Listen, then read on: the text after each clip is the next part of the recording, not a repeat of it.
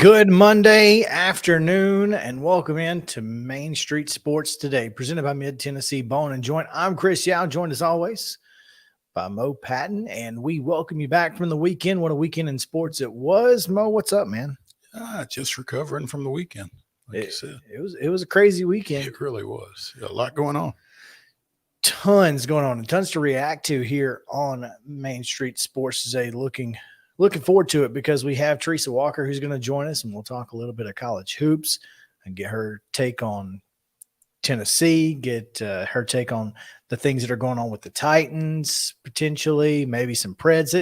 TERESA's she's the person that you can bring on, and you never know what's going to get talked about because she knows a little bit about everything and, well, a lot about everything. There we go. Yeah, she's just a wealth of knowledge. It's always fun with TERESA. So stick around. She'll be here at 3:00. Until then, though, we're going to react to, again, the world of sports from the weekend, mainly talk a little NFL. I mean, obviously the AFC and NFC championship games were this weekend, and one of them was a dud. The other, pretty amazing, and plenty to talk about out of that one. So looking forward to it. Mo, I know you saw a great basketball game over the weekend, double overtime here in Columbia with the McDonald's shootout. You saw a great one on Friday night too. 1-point game down in Summertown. Yeah. So you got a big dose of great sports this weekend. I got lucky. I saw some good stuff this weekend. Yeah. Spring Hill snapping a 9-game losing streak to Columbia Central on the boys' side, and Columbia Central's girls just really taking care of business. Big night from Savia Morgan for them. And again, on Friday night, Summertown holding off Loretto with a 51-50 win there, and Loretto's girls knocking off then number 7 Summertown. It'll be interesting to see where they come in this week's Associated Press Top 10, which should be coming out at some point today. So that's right. We'll talk about it in depth on Thursday, as we typically do. We got a great week coming at you. Women's basketball bracketologist tomorrow. Hayden King will join us. Obviously, Chip Walters, because it's Tuesday, and he'll be talking about Middle's trip down to South Florida, which was semi-productive. Okay, maybe not. I was trying to be nice. It wasn't a good trip. They were 0 for 2. Well, I'm not sure what would be productive out of that. Perhaps they got nice tans. I'm not sure they spent any time on the beach. Look, man, I was trying to give them some credit. No, not a great trip down. The women, however, taking care of business, moving up to number 21 in the women's AP poll. We'll talk to Heather Williams on Wednesday, as well as get her thoughts on what's going on in Kansas City with Patrick Mahomes, because I know that she was fired up after last night. So if we don't talk any NASCAR, we'll at least talk about the Super Bowl with Heather. So that'll be fun. But yeah, big week coming up. Looking forward to it. We've got a lot to get to. So let's get into. Hang on, because I don't have anything pulled up yet. So just give me a second before you can take the rundown until I can get it up. I have no idea what's going on here, but my computer has gone crazy. But yeah, we'll get to you the weekend's results and today's schedule on the rundown. This is the rundown. The Monday rundown is brought to you by Zion Christian Academy. ZCA offers a faith-based, Christ-centered education in Murray County. Give them a call today at 931-388-5831 or visit zioneagles.org to schedule your appointment today. Zion Christian Academy, prepared for college, equipped for purpose. Girls basketball action over the weekend. Cane Ridge Downs Antioch 45-27 as Brentwood 56, Centennial 35. Nashville Christian 46-40 winners over Clarksville Academy. It was Richland 65, Collinwood 47, and Columbia Central 61-24 winners over Hillwood. Cookville downed Green Hill 57-45 and CPA 42, Father Ryan 36. Creekwood 66-27 winners over Montgomery Central, and Wayne County top ranked Wayne County 70, Culleoka 32. I didn't know where you were going with that. Sorry. Innsworth 58, Harpeth Hall 49, Harpeth 49, Fairview 45. Middle Tennessee Christian down Franklin Road Academy 37-18, and Davidson Academy was a 49-23 winner over Friendship Christian. Gallatin 68, Hunters Lane 23, Ezel Harding 52, Good Pasture 40. It was a Providence Christian 51-39 winners over Grace Franklin. Santa Fe down Hampshire 66-36, and Henry County 82, Kenwood 23. Hillsboro 56-36 winners over Franklin. Maplewood 55, Humbach 18. Joe Burns with a 60-53 decision over East Robertson.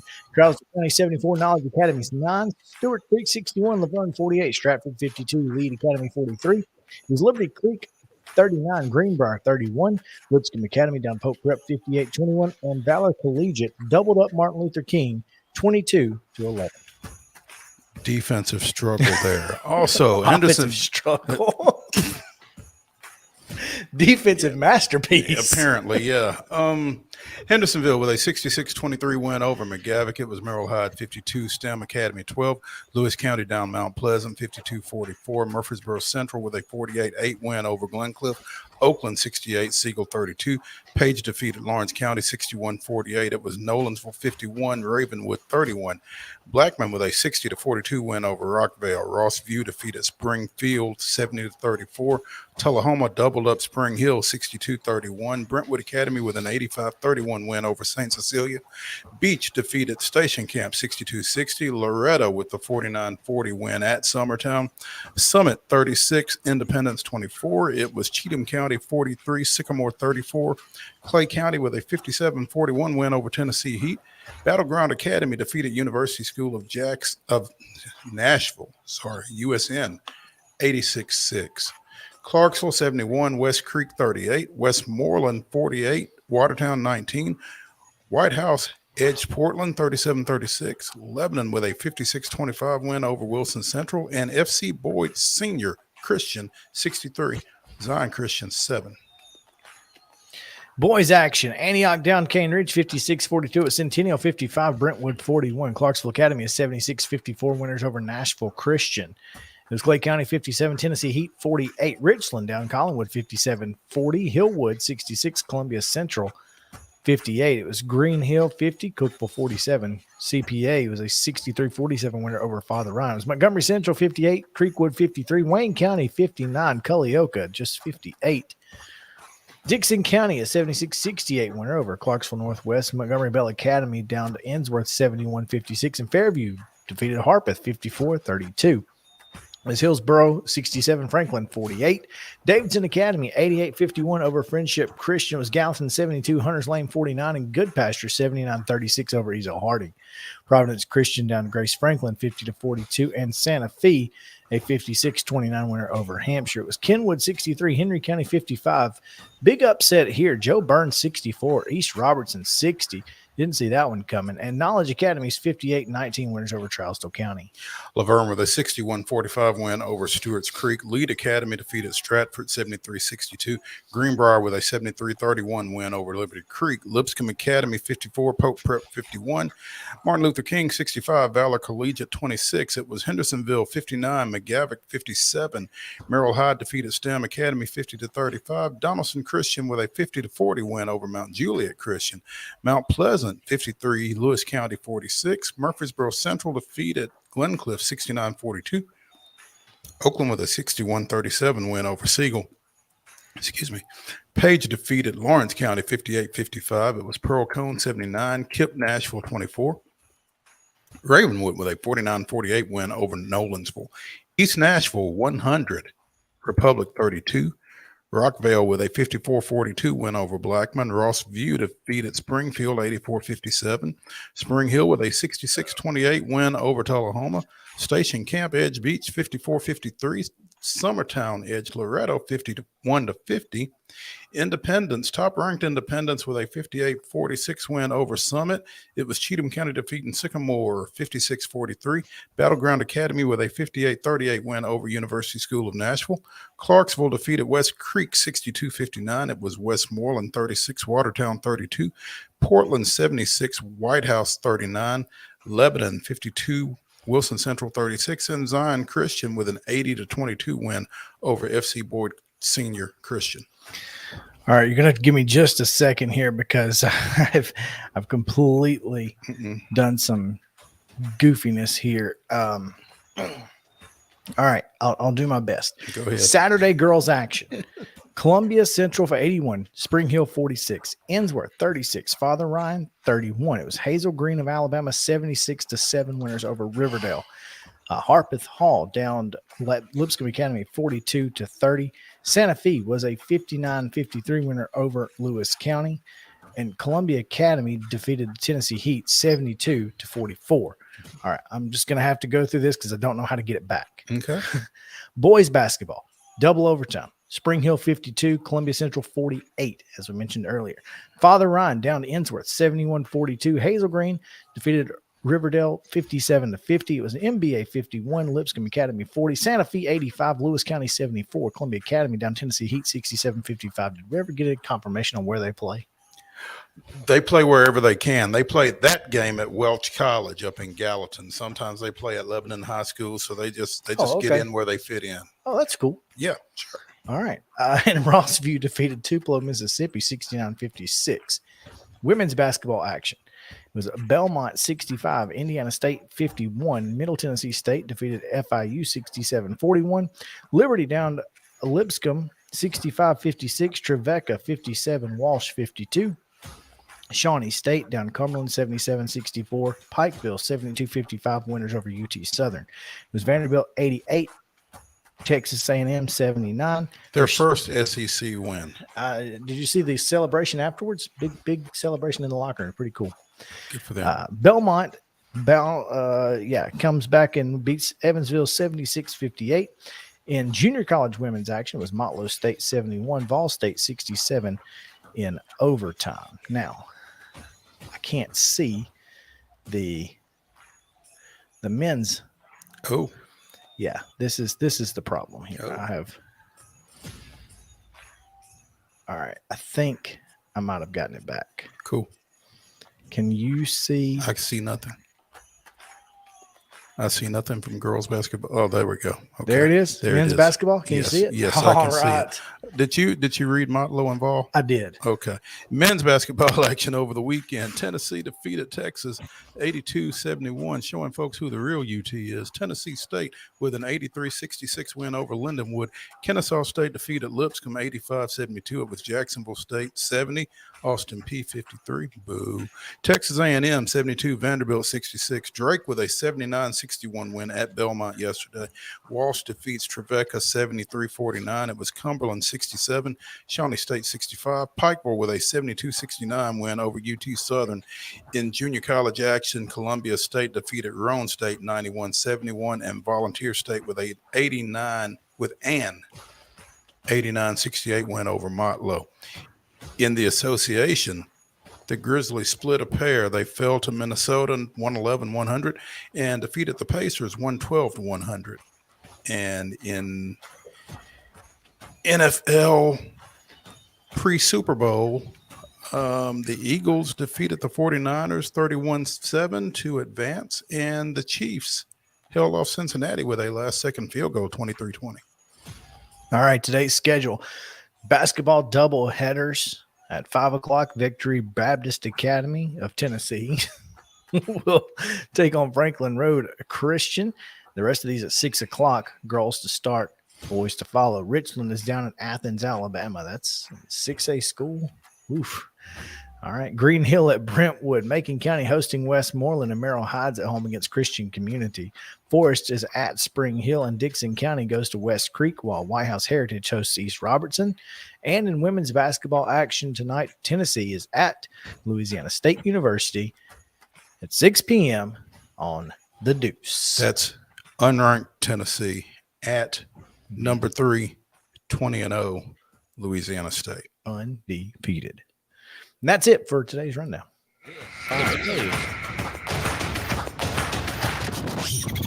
That was an experience. So What did you do? Accidentally cut and paste? I cut or cut. I cut and then I pasted it into the header. So you could only see parts of it. It was very difficult to get out of that. Of all the things I could have, like, if I would have pasted it anywhere else, it would have been okay. Except the header. Except there. So that was frustrating. Top story today, Mo, we go to Dallas, where Stetson Bennett was arrested over the weekend for public intoxication and was absolutely drilled, by the way, by a police officer. I don't know if it was a Dallas police officer or a TCU campus police officer, but if it was TCU's campus police, that explains a lot. Well, either that or maybe they should have Had him had dressed. him on the had him dressed, because clearly he was the only clean shot they got on Stetson Bennett.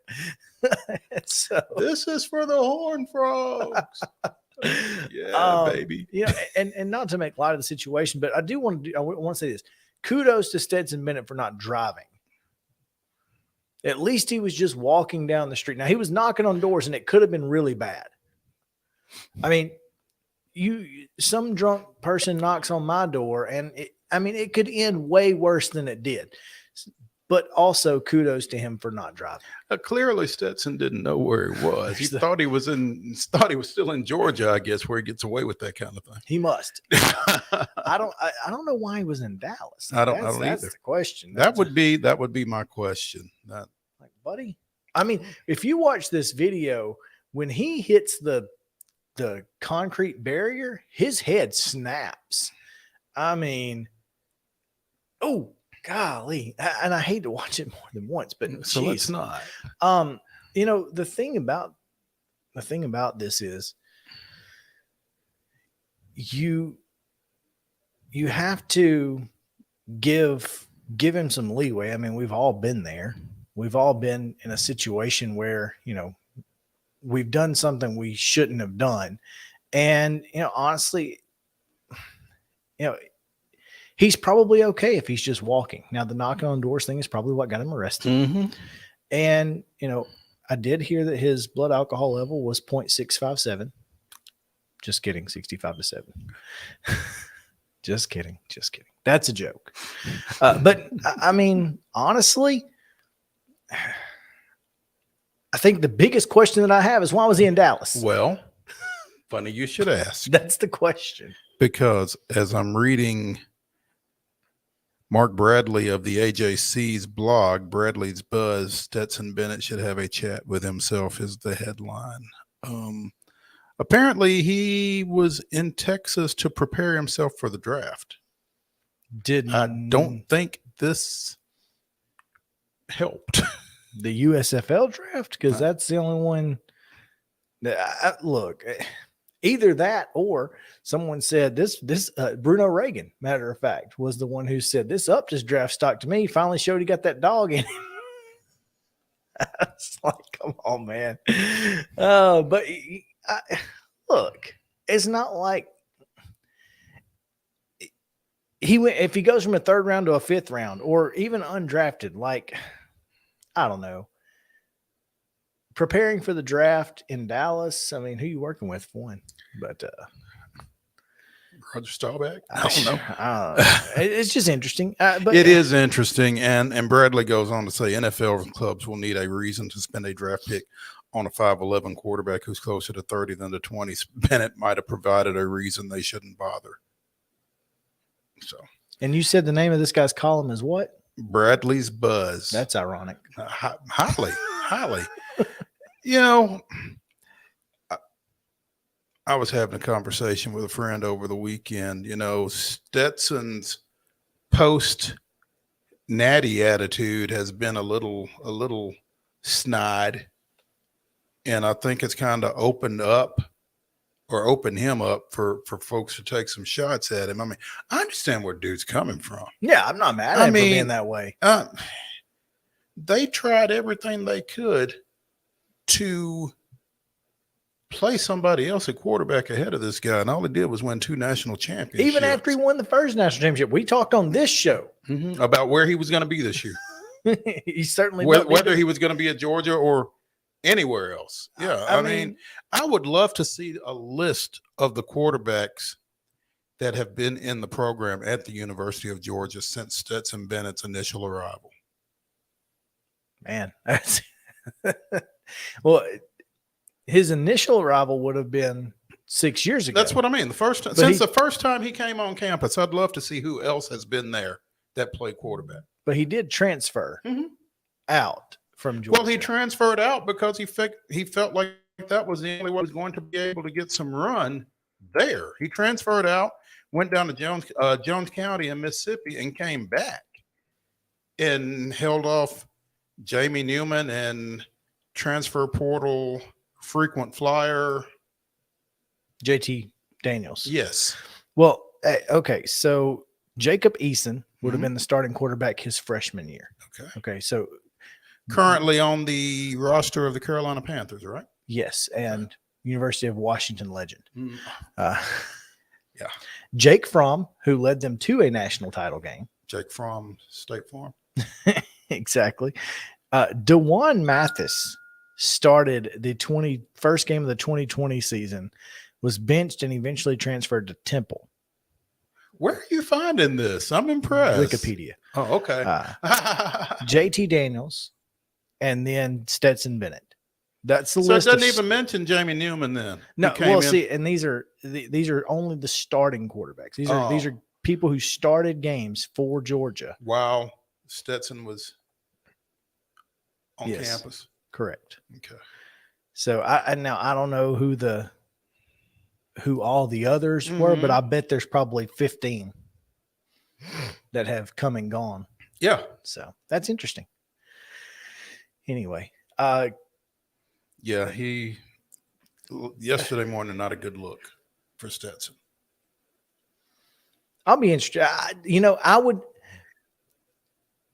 I would love to get a real answer from an NFL GM on what Stetson's draft ceiling was ahead of this.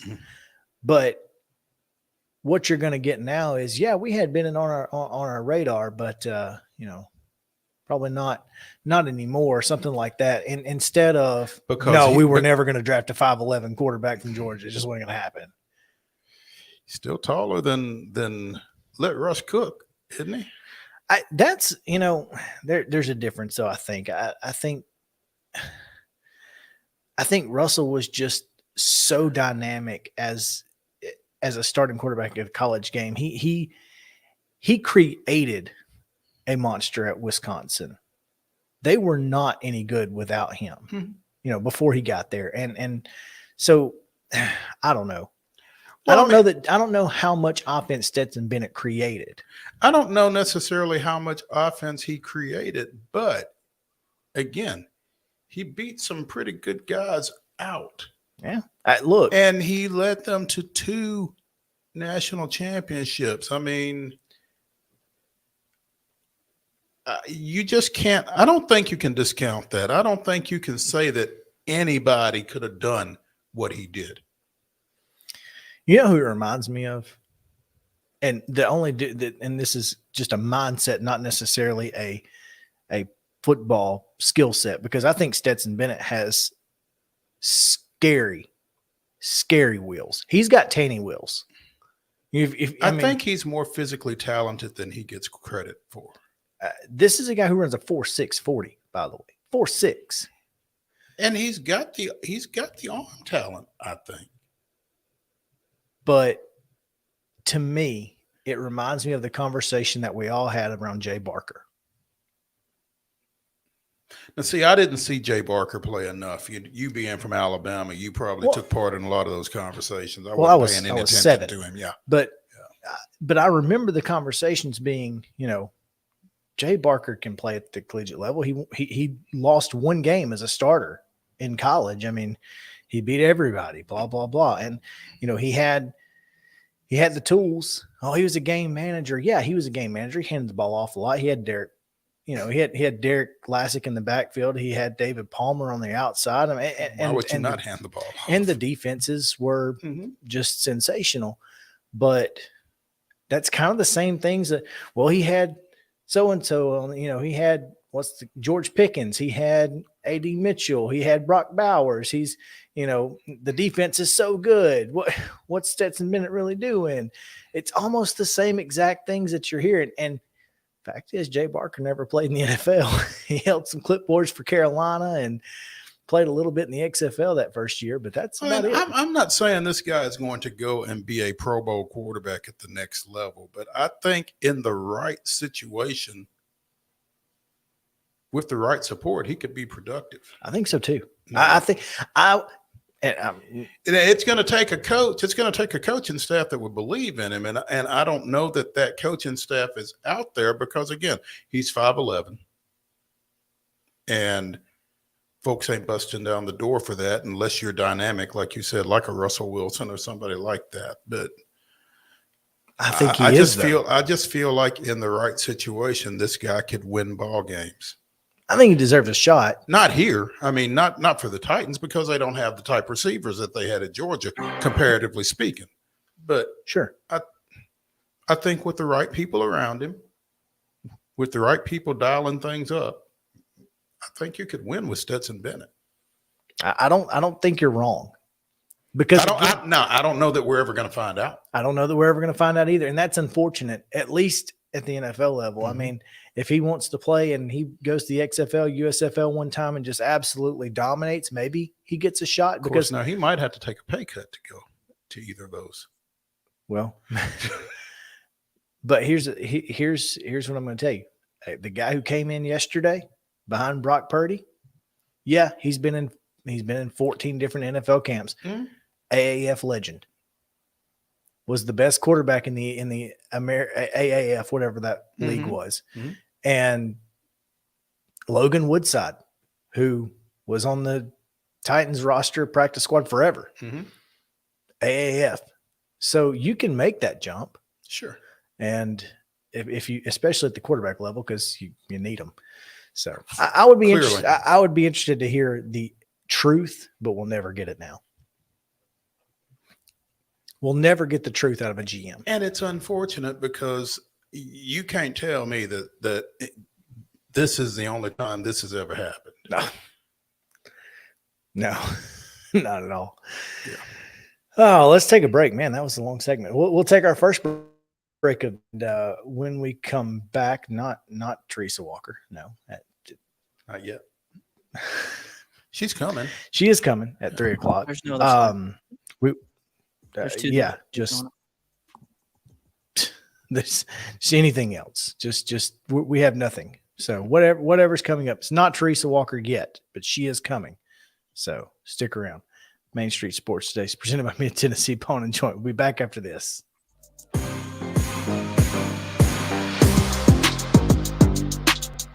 Mid-Tennessee Bone and Joint treats your orthopedic injuries and existing conditions. Our trained physicians will get you back in the game faster. Contact us at 931-381-2663 or www.mtbj.net.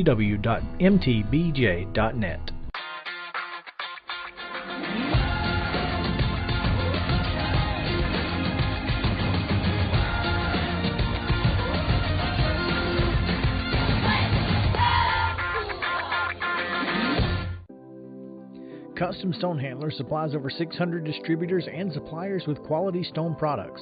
Along with River Stone, we produce and distribute over 100 building, landscape, and other bulk products. Our goal is to provide quality products, service, and partnerships to ensure our customers' success. We firmly believe that the measure of any person or company is how they treat other people and customers.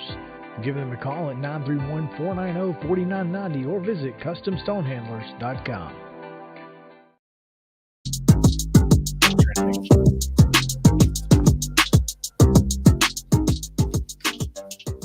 Welcome back in Main Street Sports Today, presented by Mid-Tennessee Bone and Joint. Yeah, it was short. It's okay. It's okay. You probably heard me ask why is Jazz Chisholm trending on I did Twitter. ask you what. They probably heard me too because it was. Can he play shortstop? I mean, he can play it for me. Oh, he is the cover athlete for the show this year. So there you go. I don't know if that's good or bad. If it's like the Madden curse, it's never good. I don't think it's like this. You saw where he's moving to center field, right? So dumb. Just man, the Marlins gonna Marlin, huh? Marlins gonna Met. I mean, sorry, that's terrible. I shouldn't say that. Hey, obviously we talked about the NFL, and yesterday was a big day for a lot of folks. The Philadelphia Eagles specifically. I mean, how about the city of Philadelphia? Major League Soccer, World Series, now the Super Bowl, all in one calendar year. Now they're 0-2 thus far. But you got to be there to win it, though. You got to be there to be in the conversation. Yeah. So you can't win if you don't play, right? So, yeah. I'd rather be 0-2 than 0-0. Certainly. I mean, frustrating as it may be. I mean, it's that Atlanta Braves, Buffalo Bills argument. Yeah. Would you rather get there and lose or not get there? I'd rather be get there and lose. Yep. 100%. So, but let's talk about the AFC because the AFC title game is what everybody's talking about today. Because I'm not seeing it. Put it this way. Let me pull up some slides here. Mm-hmm. There we go.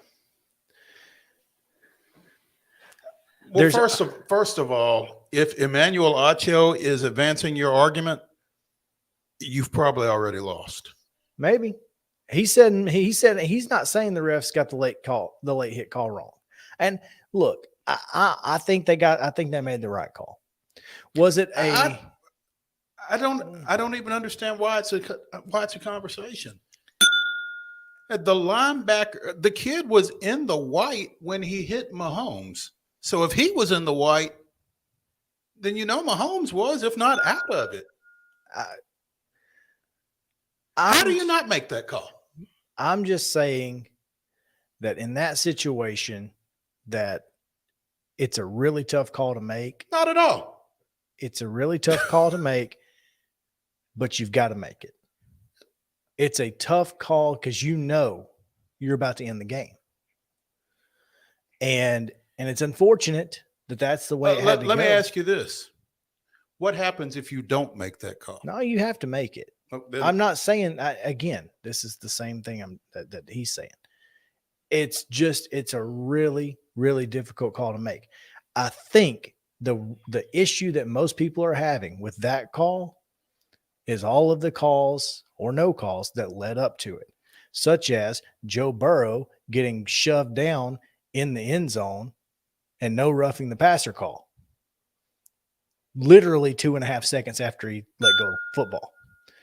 I mean, there were a lot of times in that game where it felt like I will officiating tell you that the roughing the punter call looked like the guy was blocked into him. in the Philly game. Oh, my fault. I'm getting my games mixed up. Either Yeah. way, but yes, Yeah. not only was he blocked into him, he was held going in to block it. Yeah. If he doesn't get held, he blocks it clean. He takes it off Kern's foot. Yeah, my fault. I got my But games either mixed way- up there. But I don't remember anything necessarily jumping out at me in the Kansas City Cincinnati game. Now maybe I don't know.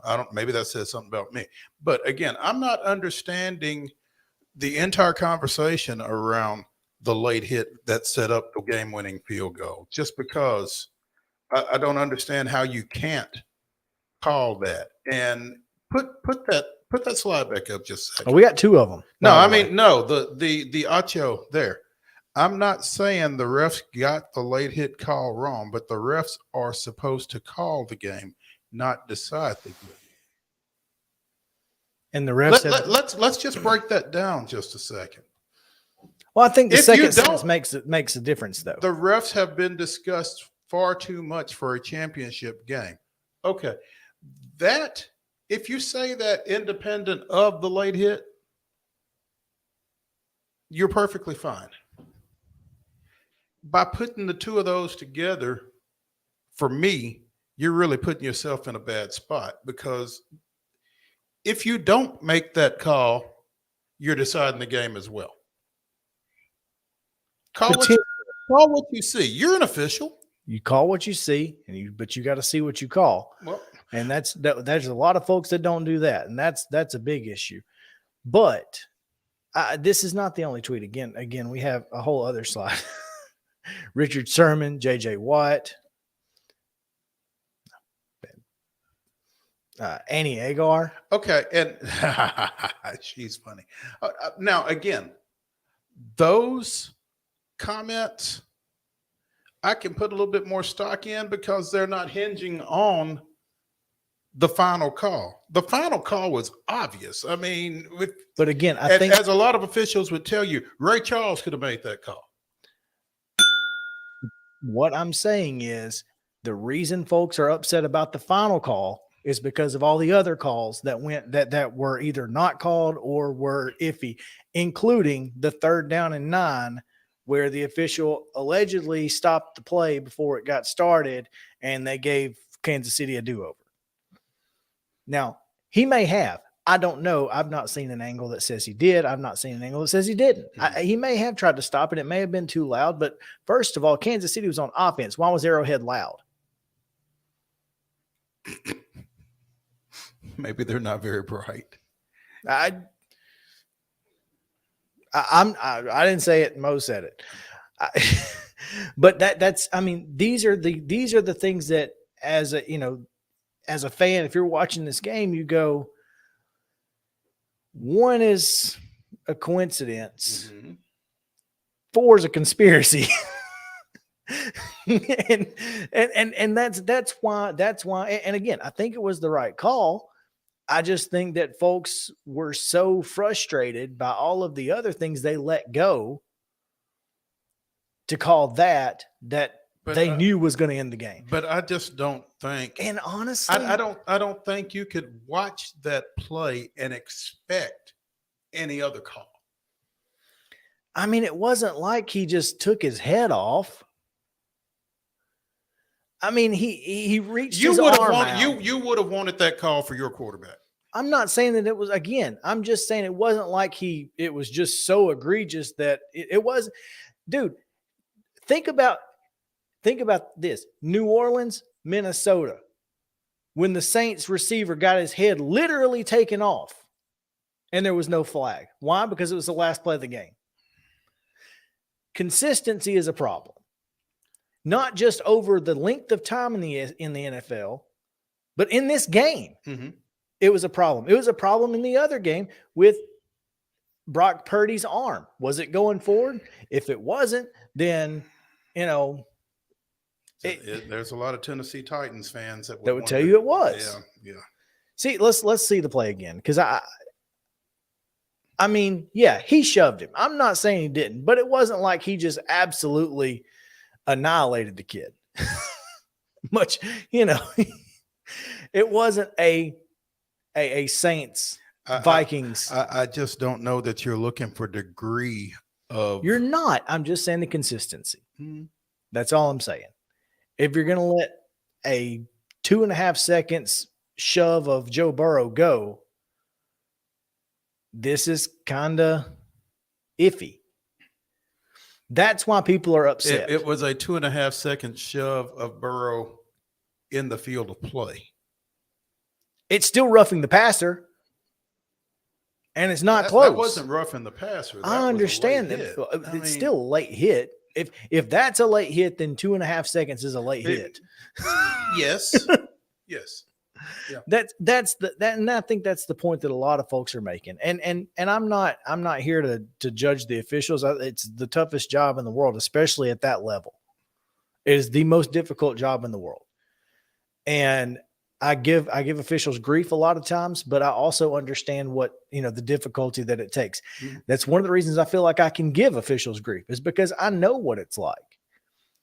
And I'm not here to give them grief today. I'm just saying folks are using hashtag NFL rigged because everybody's looking for a conspiracy. There was a lot of conspiracy theorists out there yesterday. So anyway, outside of that, man, Patrick Mahomes, you cannot say enough about this kid. And I don't know if he has superior healing powers or, that dude may not be walking today. I mean, he may literally be in a wheelchair today. I don't know. I don't know that he will be on his feet between now and 2 weeks. 2 weeks from yesterday. I wouldn't. Would you? Nope. I thought it was. I thought it was one of the gutsiest performances I've ever seen. That particular run was the gutsiest thing I've ever seen an NFL quarterback do, outside of maybe Byron Leftwich getting carried by his teammates on an eventually broken leg. Yeah. Yes. And then maybe Charlie Morton in the World Series? World Series. Yeah. Maybe Charlie Morton breaking his leg in the World Series and then getting the strikeout. I got a picture for you already. Go ahead. Jersey swap. Yeah, I saw that earlier today. That's one of my favorites of the day. But, outside of the Philadelphia game being a dud, by the way, Kansas City, Cincinnati delivered. Mm-hmm. They delivered. They delivered everything you wanted. Well, and Philadelphia delivered. Yeah, and the 49ers, though, you can't blame them. It's a quarterback league. And it's a quarterback-driven league, and they were down to their fourth one of the year. we know we feel your plight, Kyle Shanahan. We've been there. I got nothing for Kyle Shanahan. Well, he had to deal with it. We feel what you feel today. We get it. But maybe 28-3 is still biting him in his posterior. That's frustrating. Yes, but yes. You couldn't help but watch that game and be excited unless you were pissed off as a Titans fan. But I mean, to watch AJ Brown do what he did, to watch Brett Kern out there, to watch Jalen Hurts. A guy. A lot of people talked about the Brett Kern situation. And I mentioned it to a couple of friends of mine that J-Rob probably just went deeper into hiding with the knowledge that not only is AJ Brown going to a Super Bowl, but so is Brett Kern. But, the fact of the matter is releasing Brett Kern allowed you to play a rookie who all he did was set the league record for punting average. Break a 70-year-old record or whatever it was. Yeah. So, there's a ceiling to how upset you can be about Brett Kern not being with this team. Yeah. Be as pissed off as you want to about AJ Brown. I don't blame you. So no, I think Brett deserves it. I would love to see him get that ring, even if it whatever that means. I think it was cool to watch Jalen Hurts, man. This is a guy who was benched in a national championship game and is now the front runner for the league MVP, and could potentially lead his team to a Super Bowl. Well, he has led his team to a Super Bowl, could lead him to a Super Bowl championship, which I guess would maybe make up for getting benched in the national championship game. But I mean, this is a kid who has, when you look up doing things the right way, at every level, this kid's the poster boy for it. I mean, he handled that entire situation at Alabama with as much class as you could ever expect anybody to handle anything with. And that's why he still has so many fans in Alabama, even as he left. I mean, sure. I mean, Alabama fans claim him to this day. I mean, and by the way, I guess he's a TFL, huh? There you go. Tide for life. Yeah. I want to address that situation. There is a massive debate for whatever reason about if Jalen Hurts can be claimed by Alabama because he spent 1 year at Oklahoma. And there's arguments being made, well, if that's the case, then, so-and-so who went to such and such for 1 year can be claimed by them. And I'm like, no other situation has a player played 3 years, won a national championship, and then left. And I mean, the guy graduated. He has a degree that says the University of Alabama on it. Alabama can claim the guy. I mean, I think though, did he have a great quarterback? Did Lincoln Riley probably make him into a better quarterback? Absolutely.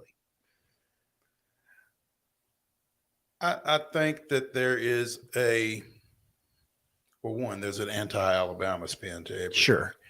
But also I think that there are those that look at the circumstances under which he left and feel like, oh, so you replaced him, you basically ran him off, and now you want to claim him. No, you can't do that.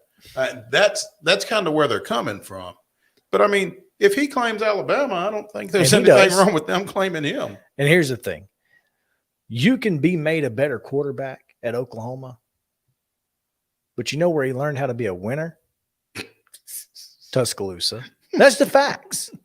You can learn two different sets of information at two different places. Yes, he became a better physically gifted quarterback at Oklahoma under Lincoln Riley. There's no question. But when you learn the process at Alabama and you learn how to win. Capital T, capital P, right? Trademark, TM, with a little R, everything. And you learn how to win.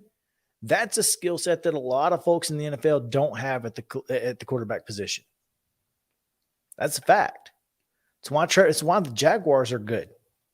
Trevor Lawrence knows how to win. Now, I know they got some great receivers too, but they got a terrible defense and they have no run game to speak of. And he wins football games. Why? Because he learned how to win at Clemson. And okay. So how is it that Trevor Lawrence learned how to win at Clemson and DJU couldn't? That because he didn't win. Well, well, I mean, if the process is the process, then why didn't it work for DJ? Well, because he's not as gifted as Trevor Lawrence. Again, you can learn two different things at two different places. I'm just not all bought in on Clemson. That's all. I understand. You have your. I have my your issues with Clemson. Absolutely. But I mean, they have a similar process, and that's you think about you think about guys like Tom Brady. Tom Brady's not the most physically gifted quarterback, but he won an Orange Bowl. I mean, he shared a national championship at Michigan. There are some guys that may not be the most physically gifted, but know how to perform at the highest of levels. Dak Prescott, physically as gifted as anybody in the world. If that guy had gone to Alabama, maybe his NFL career is a little different. Well, there are folks in Dallas that wish he had. So that's I look back at yesterday, and you look at the quarterbacks. Obviously, Patrick Mahomes and Joe Burrow. Patrick Mahomes is probably the most physically gifted quarterback we've seen in the last 15 years. I mean, he's the most physically gifted quarterback we've seen since Michael Vick. I'll put it that way. I mean, arm strength, just his ability, his mind, his football IQ is off the charts. And I think, I'll be honest, I think Cliff Kingsbury had a little bit to do with that. I mean, let's be honest. And, you look at Jalen Hurts. These two quarterbacks going at it are going to be two of the more unique quarterbacks in a single matchup that we've seen in a long time. I'm so excited for this Super Bowl. It's going to be a lot of fun. And it's also the first ever Super Bowl with two black starting quarterbacks. It's pretty unbelievable. That's to consider. Wild. I mean, when I first saw that yesterday, I'm thinking, yeah, I guess. I kept going back and I was like, no. Yeah, I guess so. I guess you're right. Yeah, it's kind of like that Alonzo Mourning meme where you. And the kombucha tea girl where she's like, yeah, right, exactly. oh, yeah, maybe. Okay. I don't know, but yeah, I'm just excited because, man, Jalen Hurts and Kyle and Patrick Mahomes, man, you couldn't pick a better Super Bowl from the quarterback position. Standpoint. Yeah, you could not. Well, and we get caught up in the quarterbacks, but again, AJ Brown and Devontae Smith have had superior seasons on the outside for Philadelphia this year. For all the talk about San Francisco's defense, Philly showed up yesterday. Now, San Francisco was a little compromised on the offensive side of the ball, clearly, but still, you got Christian McCaffrey over there, you got Deebo Samuel over there, and yeah, but they couldn't block them. They couldn't block Philadelphia. It wouldn't, like you said it. Yeah. It wouldn't have mattered who the quarterback was. When they were talking about, Josh Johnson's inability to get anything done, bring Brock Purdy back.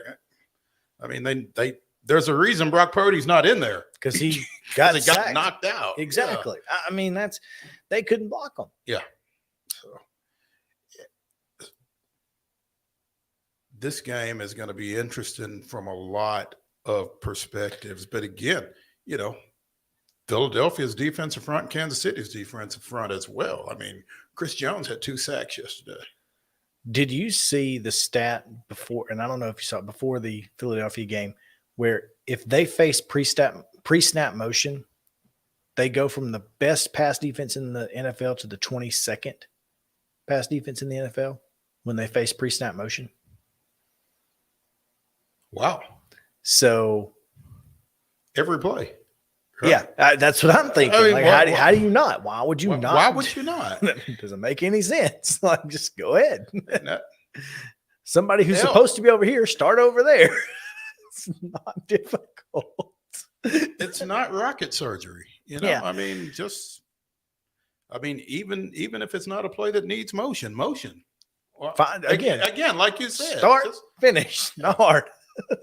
Just because that's where you have to be when the ball gets snapped doesn't mean you have to be there from the start. It's like, yeah, do something. So makes I think too much sense. That's going to be something to watch. Yeah, well, especially with Andy Reid. By the way, did you see this nugget? Andy Reid, with a win, would become the Kansas City Chiefs' all-time winningest head coach. With a Super Bowl win? With a Super Bowl win. So he is tied with Hank Stram, Marty Schottenheimer. Who? I think it's Schottenheimer. Mm-hmm. But he is also Philadelphia's all-time winningest head coach. So after the game, he could be the all-time winningest head coach for both teams. That's awesome. That is a nugget right there. Super cool. It'll get a lot of work over the next 2 weeks too. This extra week, you talk about silly season for the media, a 2-week run up to the Super Bowl. And you've got Andy Reid versus the Eagles. Mm-hmm. What more could you ask for? Well, and everybody was talking after the game last night about the Kelsey Bowl, The Kelseys? Jason and Travis. But So, I mean, there are plenty of storylines. absolutely. You've got the Pro Bowl games as well, which, by the way, announced yesterday that Titan center Ben Jones would be taking the place of Kansas City center. So Ben Jones is a Pro Bowler. Now Jeff Simmons is as well, isn't he? Yes, but Ben and Ryan Stonehouse were added post championship games. So Ryan Stonehouse and Ben Jones will be joining Jeffrey Simmons in the Pro Bowl games. That's exciting. And just briefly to get into this, Kellen Moore, fired by Dallas, has been hired already by Los Angeles. The Chargers snatched him up. So That's right, because they fired their OC after losing that debacle in Jacksonville. So there's that. Arizona still hasn't named a head coach. They've talked to D'Amico Ryans. They've talked to Brian Flores. They've talked to Dan Quinn. Well, supposedly D'Amico is the favorite in Houston, which makes no sense to me. But hey, what do I know? It makes plenty of sense for him to be the favorite. I mean, Makes no sense for him to take it. There's that. Carolina obviously has its head coach, but they're still looking for a defensive coordinator and an offensive coordinator, obviously, because they have a new head coach. The Broncos are still out there with their head coach position. The Colts, who knows what's going to happen. But I'm a little scared of Kellen Moore, not Kellen Mond, not the Texas A&M, Kellen Moore with Justin Herbert. That's watch out, because that could be scary. Would have loved to have seen him get a call from Mike Vrabel, but I mean, heck, as fast as Los Angeles picked up the phone, I don't know that he could have figured it out. Yeah. But I guess the Titans are just waiting. They're waiting on the Chiefs. That seems to be the play here.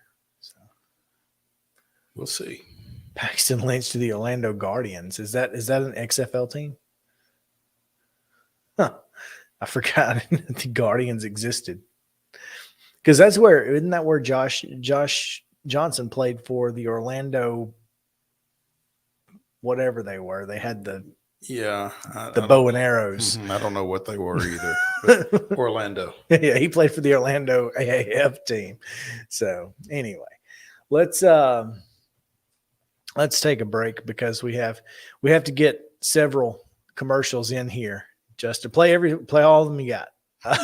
Because Teresa Walker's going to join us right after this on Main Street Sports Day, presented by Mid-Tennessee Bone and Joint. Stick around.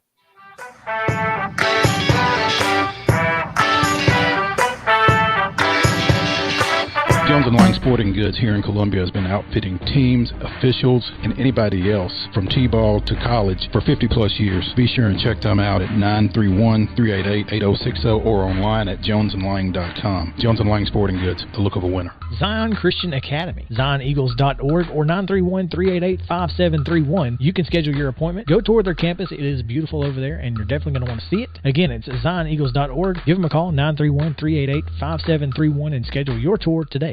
A game without a crowd is just a scrimmage. A performance without an audience is just a rehearsal. Without your presence, high school sports and the performing arts aren't possible. Ensure that these essential extracurricular activities continue to enrich the lives of students in Tennessee. Purchase a ticket to your local high school's game or performance. This message presented by the TSSAA. Mid-Tennessee Bone and Joint has been the official sports medicine provider for Murray County Schools for more than 40 years.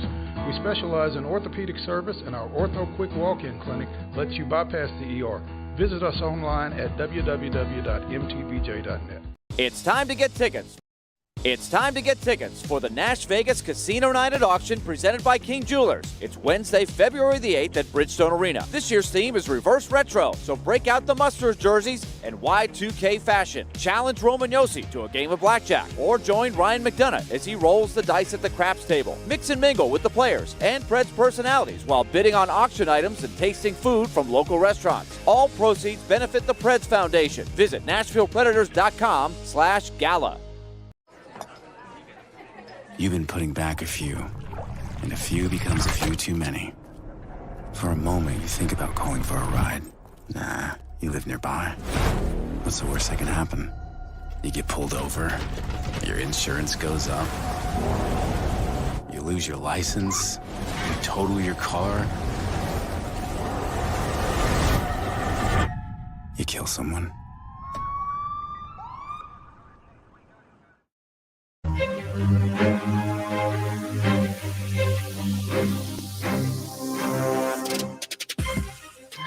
Welcome back in Main Street Sports today, presented by Mid-Tennessee Bone and Joint. Chris Yow and Mo Patton here with you.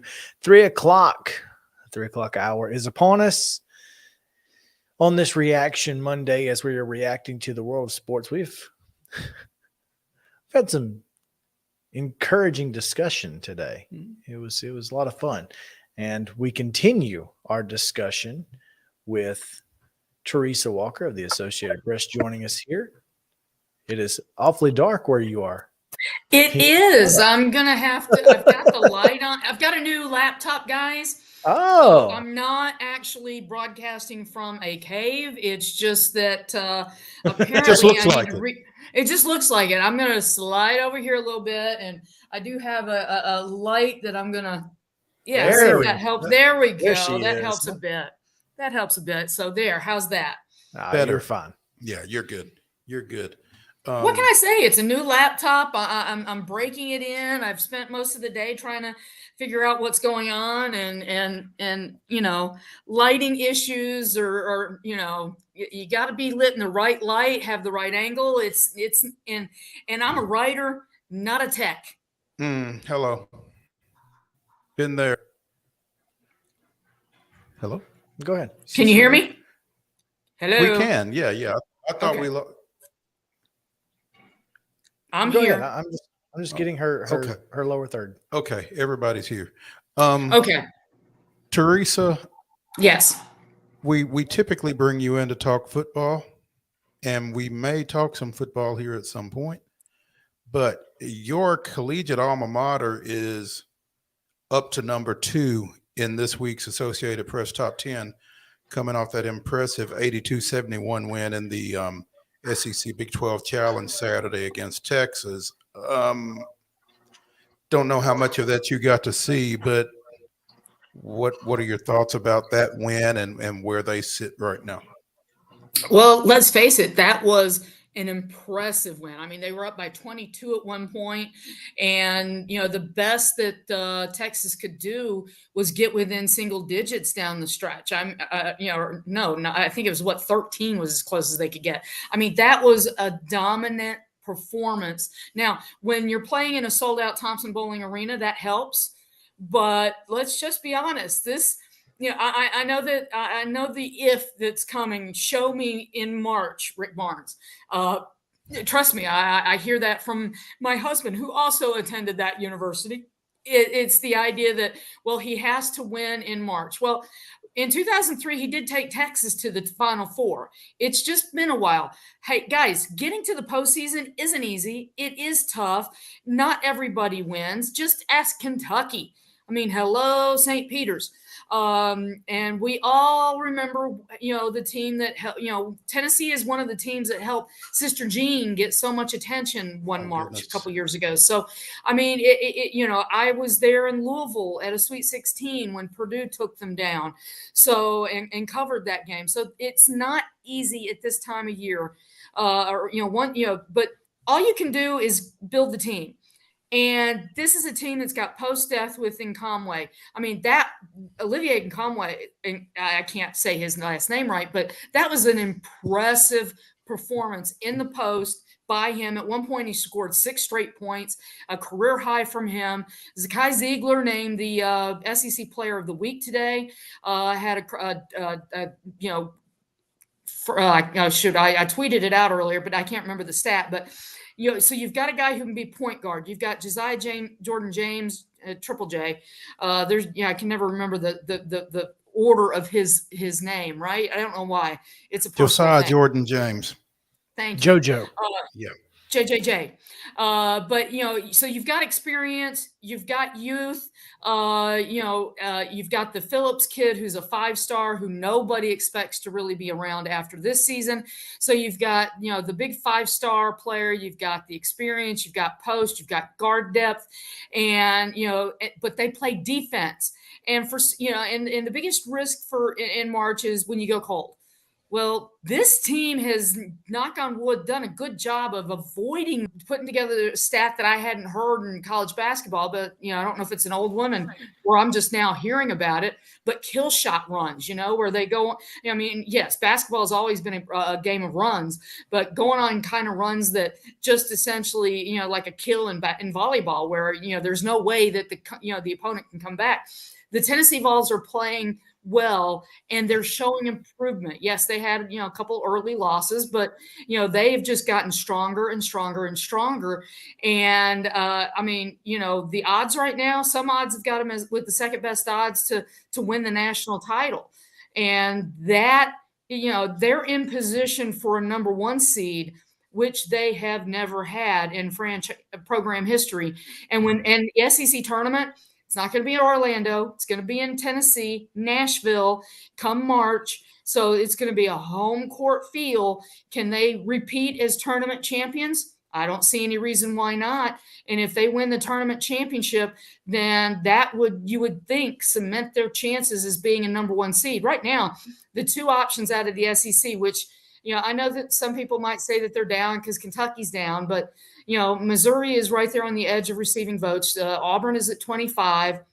They may not send 7 teams to the tournament, but, the SEC is pretty good. Vanderbilt, yes, I know Vanderbilt fans are probably throwing a conniption fit right now when I mentioned Jerry Stackhouse, but, he did beat Arkansas, okay?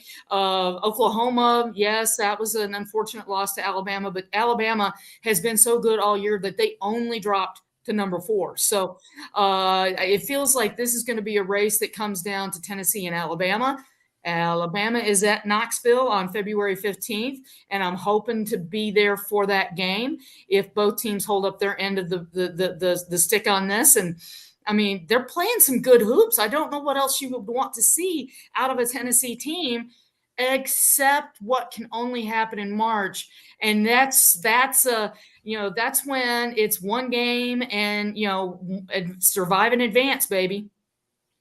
It's interesting because I had a Twitter follower who posed the question, they said, this is probably the best team that Tennessee's had in the last 5 years.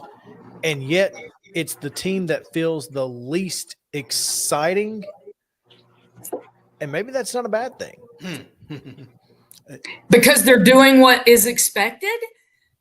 That's all I can think of, right? Well, it's just they don't have the, when Chris Lofton was there, you knew you were going to get something unreal. When Admiral and Grant were there, they were just going to overpower people, and it was just going to be, we're going to stuff it in your face. They just don't have, even with Fulke, you had something that somebody that could get you fired up as a fan. But this team just does it with debilitating defense, and they play basketball in a different way than what other great Tennessee teams have played. They just kind of pound you into submission. Yeah, and it's just a little different.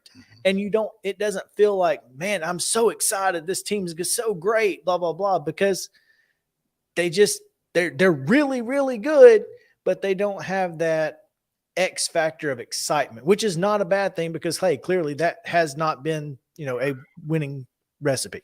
Correct. Winning by double digits isn't fun. Being number 2 in the country isn't fun. Or are you not entertained? Exactly. It's just the way that they do it, though, and this just doesn't have the same feel as those teams. And I thought, you're right. I'm excited and I love watching it, but I'm like, I can't shove JoJo James in somebody's face and be like, yeah, well, you don't have him. I mean, he's great, but he's not. So what you're saying is this is a team where truly it is the whole is greater than the sum of its parts. 100%. Yeah. Well, and so they don't have an Oscar Tshiebwe. But guess what? What is UK doing with that guy right now? Okay, basketball is a team sport, and as used to as we have gotten with one and dones carrying teams to big runs and things like that. Let's not forget that for all the one and dones and the 5 stars that Cal has recruited at Kentucky, just going to point out that his only national title with Wildcats was 2012. So we're now 11 years and counting. And trust me, Wildcat fans they are counting. They are counting. And, right now, Kentucky, after the loss to Kansas in Rupp, is a bubble team. So it's like, that's the thing. Do you want splash and dash? I mean, Barnes has shown that he can bring in the 5 stars.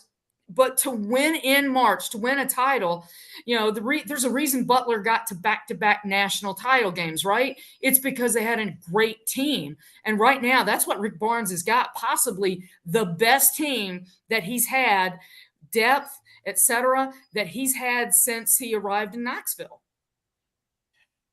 Speaking with TERESA Walker of the Associated Press here on Main Street Sports Today, presented by Mid-Tennessee Bone and Joint. TERESA, the SEC Big 12 Challenge may not have necessarily lived up to the hype when you consider that besides Tennessee, the other 2 Southeastern Conference winners were Missouri defeating Iowa State and Mississippi State defeating, who was it, TCU?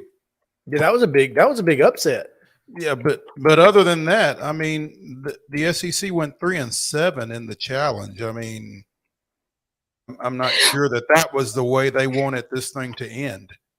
Well, it isn't, but here's the thing, and let's not forget that the part of the problem is they base this and match these teams based on last year's standings, right? And what is the X factor that we have seen come into play into college athletics? The transfer portal. Teams are not what they were a year ago, okay?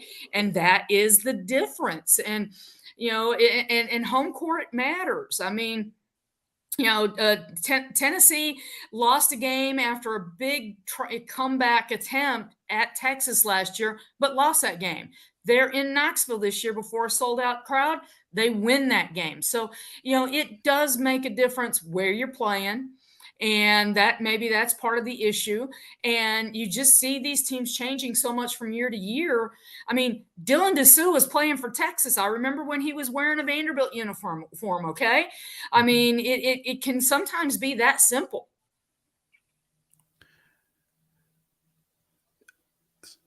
I'm counting something. Oh, okay. 8 of the 10 hosts won Saturday. See, home court matters. There you go. And here's, Auburn lost by 3 at West Virginia. There were a couple blowouts, but I mean, there were some games that could have gone either way. Oh, there was one specific blowout. Well, I ain't mad about it. Unranked Oklahoma put the smackdown on Alabama's. I won't call them that, but Candy. Yeah, 93-69, the Sooners. I mean, Alabama was the number 2 team in the country at the time. I would love to know what the explanation was for that one. I was calling U League and Brentwood, didn't get to see any of it. But did you watch? No, I was under the impression that Alabama was just going to walk away with it, and so I didn't even pay attention until right before you texted me. I had checked the score, and I was like, "Holy crap!" And then you texted me the score, and you're like, "What's going on?" I'm like, "Heck if I know." That was nuts, guys. I'll say this: having covered Alabama at Vanderbilt recently, their first game after the whole Darius Miles arrest and charged with murder. I mean,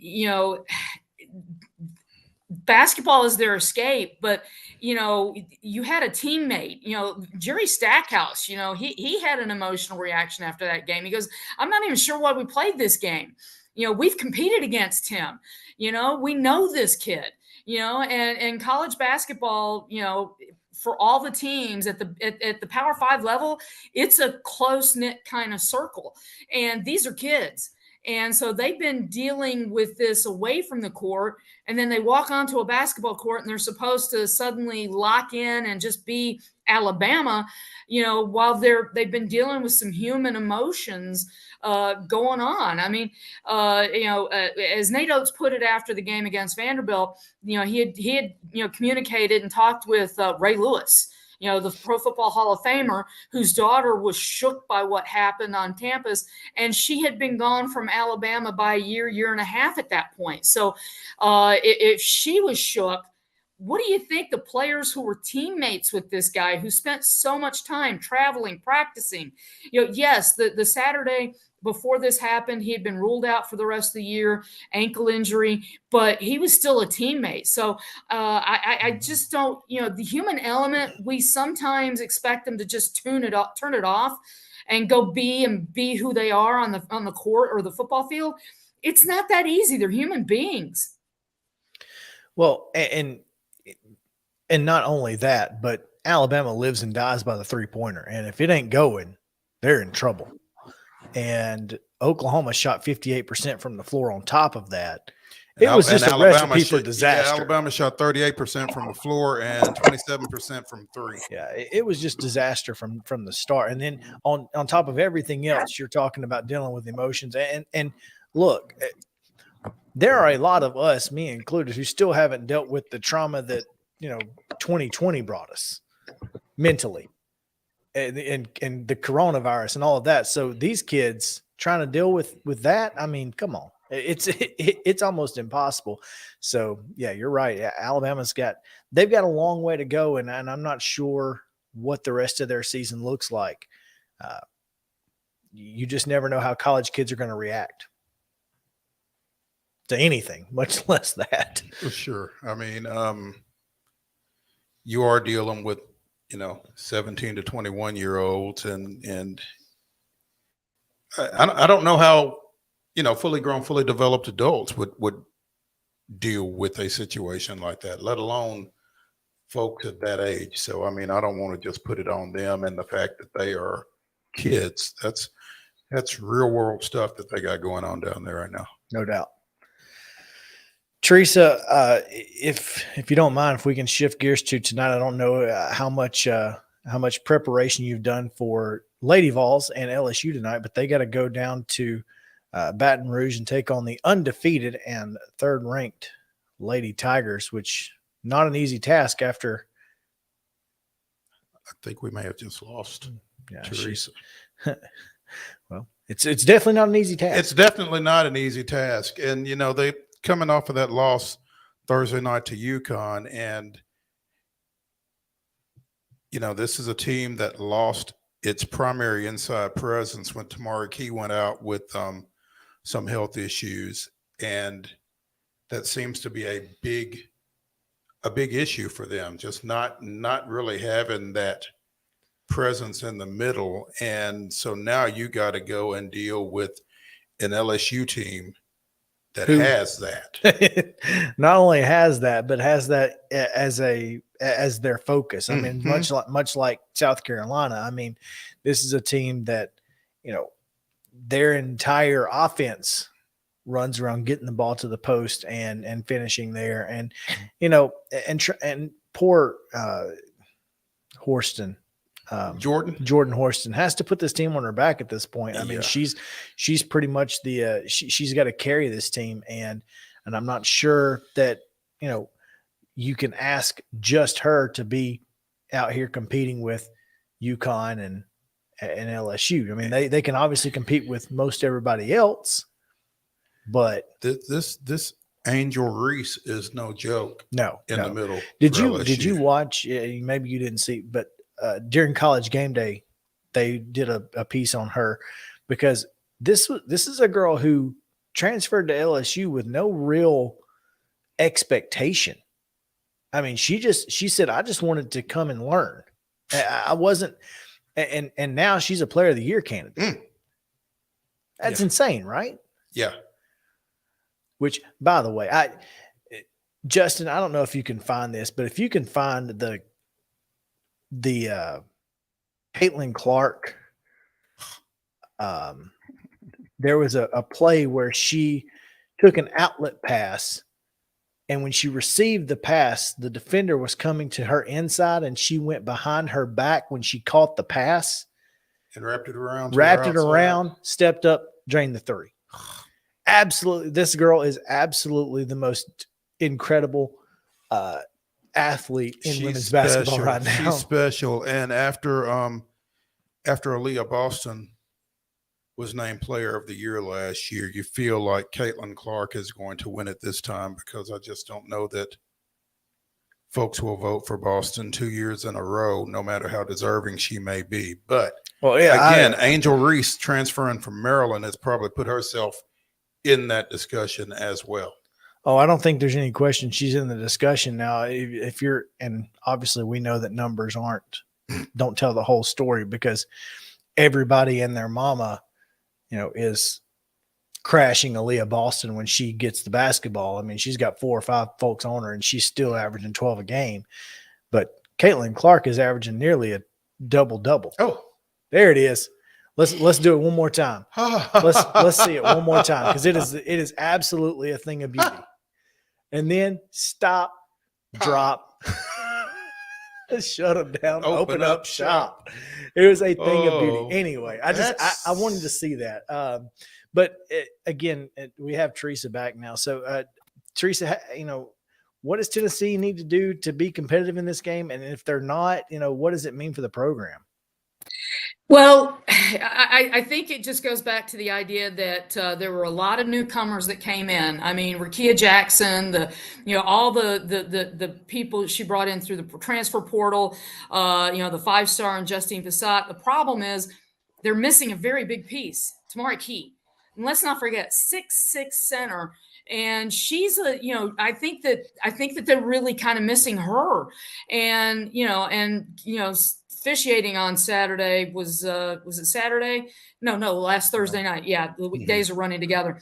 There was some bad officiating. Okay, I mean, there's one foul that's called on Lady Vol, and somebody, I saw the screen grab the next day, and the UConn girl had her hooked by the left elbow and also had the other arm around her, and then when they hit the ground, she had the legs around her, and yet the foul got called on the Lady Vols.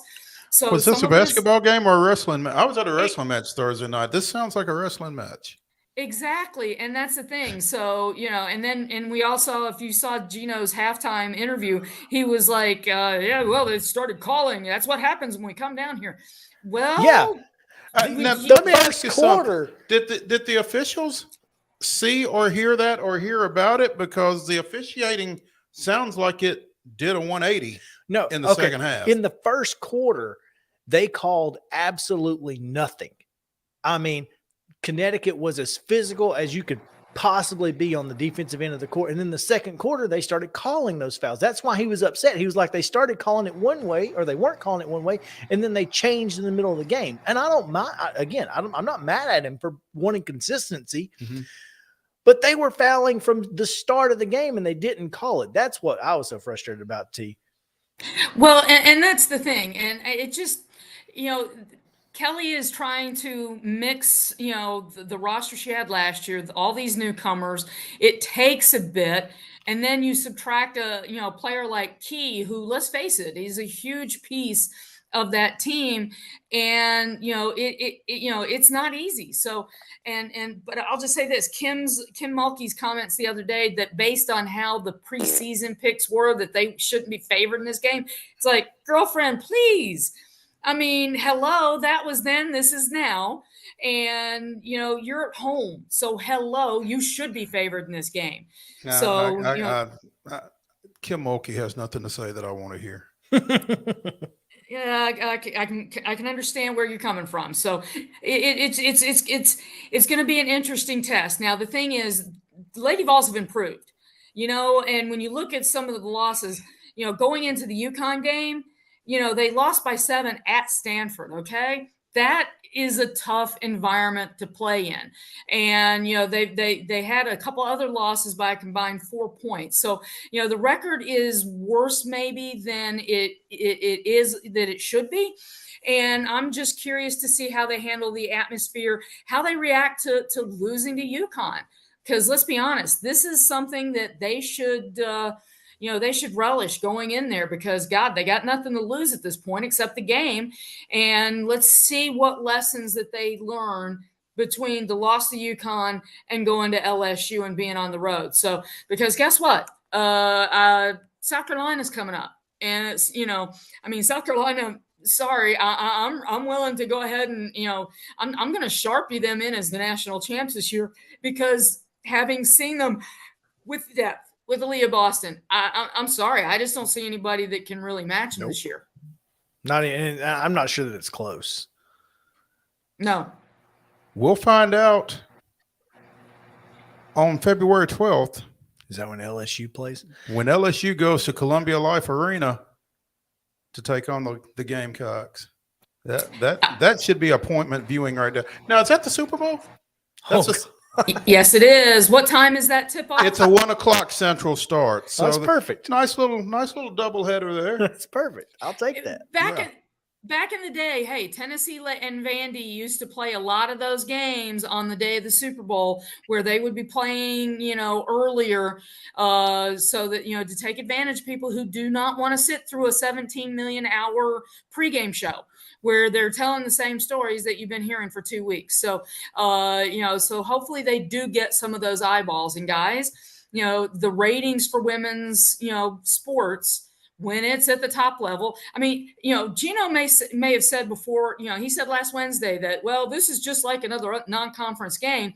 Well, the ratings that came in the next day made it very clear that no, it is not. It is still Tennessee, UConn, and it attracts eyeballs. Kim Mulkey at LSU, Dawn Staley at South Carolina. I'm going to bet that this has some good ratings for that game, because the names involved will bring people to the table. There's no question there. And I for one, am looking forward to tonight. I still think Tennessee has an opportunity. I think if they can limit the opportunities inside, then they have a chance to win. But that's easier said than done. Teresa, we appreciate you taking time with us today, and her camera's gone again, but I think she can still hear us. I can. It's weird. It's the new laptop, guys. I apparently need to set it to not go to sleep after so many. You know how it is. It's like apparently it thinks if I'm not typing on it, it should go to sleep real quickly. So I don't know why it keeps wanting to do that. There we go. Hey, look! Oh, the lighting was so good, and then it just went. That's crazy. Laptops, man. It's a brand new one, and I'm still working. Still working. She's frozen. And now she's time I come in with you guys. I think that one's actually us. Oh, okay. No, y'all are good. We're good. Well, we're good, right. said Justin. Well, it's about that time anyway. We need to get out of here. Hey, real quick before we do, thanks to Teresa as always. Justin, before we get out of here, we've got goodness gracious. We've got one last slide I want to throw up, and that is this one right here. Everyone needs a copy editor, including the Major League Baseball. Or whoever gives out. Or whoever gives out the most, Cy Youngs. Most valuable. Most valuable. Valuable. Well, I mean, I guess it's pronounced valuable. So, I mean, you don't really hear that second A. Well, they spelled it like it sounds. They took Cat Williams' advice. They got that quiet out of here. Out of here. Cy Young Award had a misspelling on it. Most valuable, not valuable, and therefore, I hope they're going to give them some new awards. But I also hope they get to keep those. Exactly. Yeah, because those are super cool, one of a kind, right there. Man, that's crazy. Yeah, everyone needs. It makes me wonder: has it always been? No, it's been most outstanding pitcher. They changed it this year. Oh, It went from most outstanding pitcher to most valuable pitcher. Maybe they should have just stayed with most outstanding. Maybe you just since they knew how to spell that. I mean, clearly you could have just done that. Oh goodness. Oh man. But anyway, it is what it is. But we'll we'll digress from that and not give them too much crap. Yeah. So yeah, there, but for the grace of God. There you go. Yeah. Tomorrow, we'll talk women's basketball again. MTSU with Chip Walters. We'll also talk with Hayden King, who is a bracketologist for College Sports Madness, and get his thoughts on where MTSU and Tennessee are looking at in the NCAA tournament, and much, much more. So you guys come back tomorrow. We'll see you then on Main Street Sports Day, presented by Mid Tennessee Bone and Joint.